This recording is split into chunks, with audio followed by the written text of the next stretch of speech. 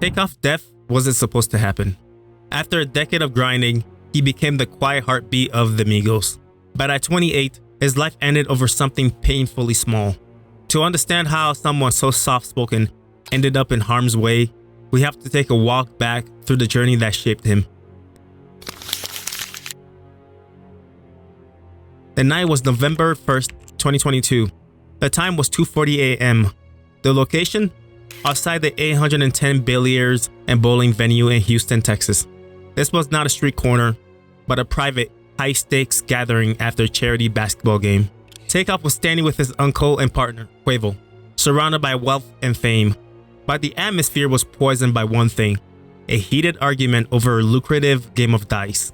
This wasn't a gang war or a targeted hit on a superstar. This was a spontaneous, high-stakes financial dispute, the kind of conflict born from the street economics they had immortalized in their music. A simple argument rapidly escalated, and Kirsnick, Khari Ball, the steady, quiet one, was dead from gunshot wounds. To understand the loss, you have to understand who Takeoff was. He was the anchor. If Quavo brought the infectious hooks and Offset brought the undeniable charisma, Takeoff was the meticulous technician, the man who was always working.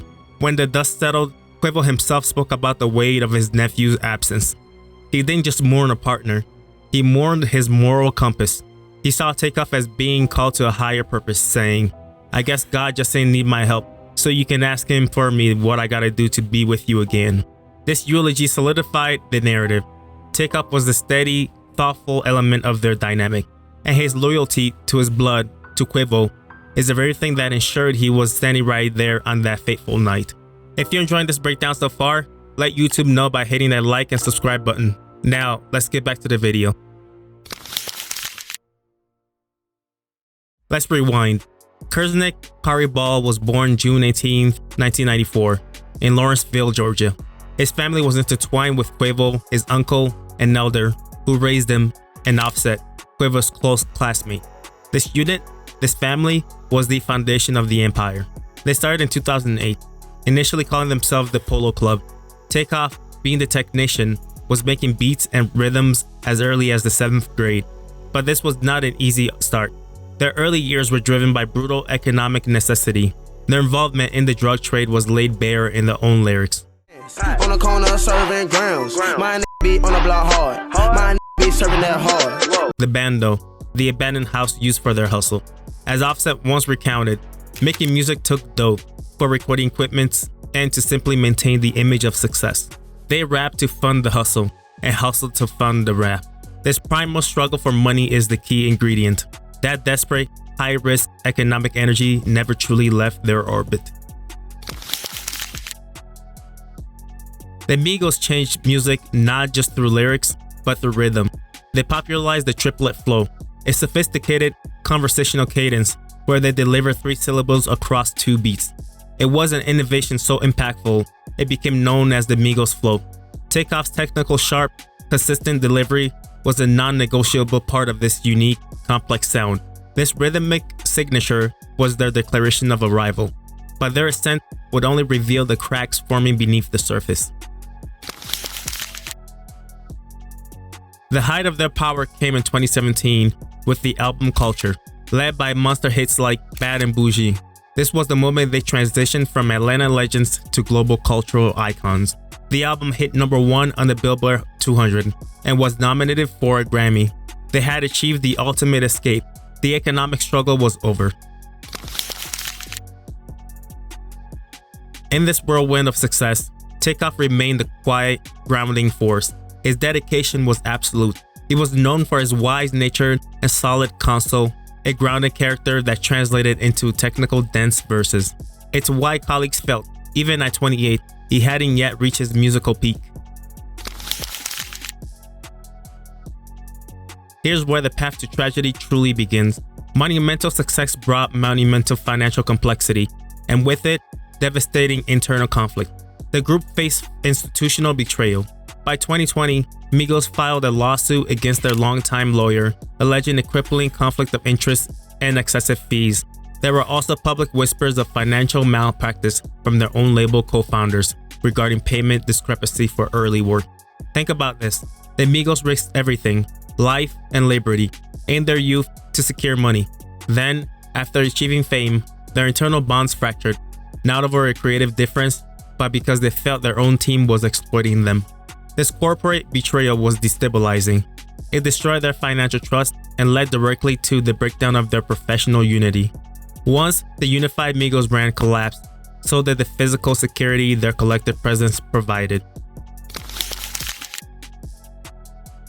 The financial and legal rifts boiled over. By mid-2022, rumors of a split were undeniable when Offset and his wife Cardi B unfollowed both Quavo and Takeoff on Instagram. Offset's cryptic messages at the time, like "I perform better when I get counted out" and "what goes around comes around," speaks volume, confirming the internal strife had dissolved the unbreakable bond. In response to the split, Quavo and Takeoff formally rebranded themselves as Unc Phew, a direct nod to their uncle and nephew relationship. Their debut single, Hotel Lobby, cemented the fact Migos was over. It was just the two blood relatives, traveling and working exclusively together. This formation is the most critical causal step. By merging into a dedicated duo, Takeoff and Quavo synchronized their lives and schedules. If Migos had been together, or if Takeoff had pursued a separate solo path, he wouldn't have been in Houston that night. The loyalty that created Unc Phew was the loyalty that placed Takeoff directly into the path of danger. The culture they monetized, where conflicts are resolved quickly and violently, is one where success doesn't erase history. The high-stakes environment of that lucrative dice game was exactly what they rapped about. Takeoff, loyal to his blood, was present when his uncle became embroiled. As he himself once said, "You gotta watch everything. You gotta watch how you move, cause you're a celebrity. You're a target now. So you always gotta do that. Just stay on your tippy toes." Tragically, even on his tippy toes, proximity was fatal. The details of the night are grimly straightforward. In the early hours of November 1st, 2022, outside the Houston venue, the dice game argument rapidly escalated. Some witnesses, including a comedian who spoke to a cousin, claimed the argument centered around loaded dice.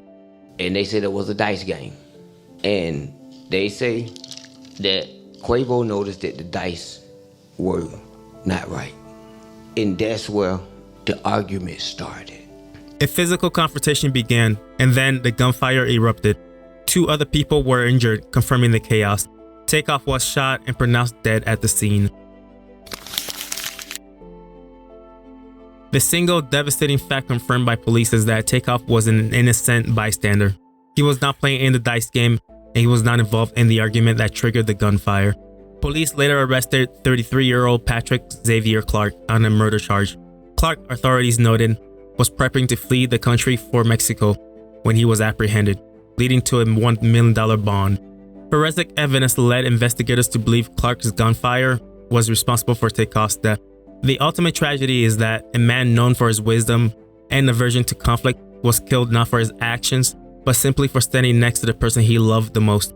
The millions he earned, the fame he achieved, it all failed to provide immunity to the dangers of the world he was loyal to.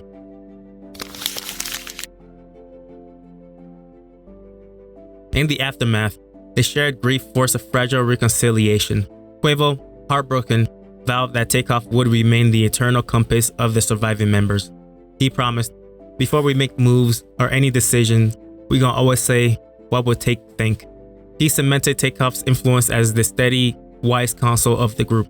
Offset's tribute was physical and permanent, a large cherished tattoo of Takeoff's face on his back, choosing an image where his late cousin had his glasses off, symbolizing a personal memory.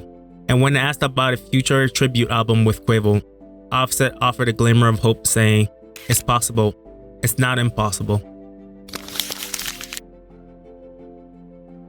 Kirsnick Khari Ball's path to that fateful night was a tragic chain reaction. It began with the initial economics necessities of the Bando, instilling a culture of high-stakes hustle. It continued through the corporate betrayal of the culture era, which fractured the group and led directly to the formation of Unc Phew. This professional alignment ensured his proximity to Quavo in Houston, where a dispute over money, the very root of their struggle, led to the fatal gunfire. Takeoff's legacy is defined by his flow, his talent, and his quiet loyalty. His life cut short is the devastating commentary. Success may bring wealth, but for those who make art from the street, it often fails to guarantee immunity from the shadow of that life. If you enjoyed this breakdown, don't forget to like this video and subscribe for more in-depth hip-hop breakdowns. And hit that notification bell so you don't miss our next video. I'll catch you next time.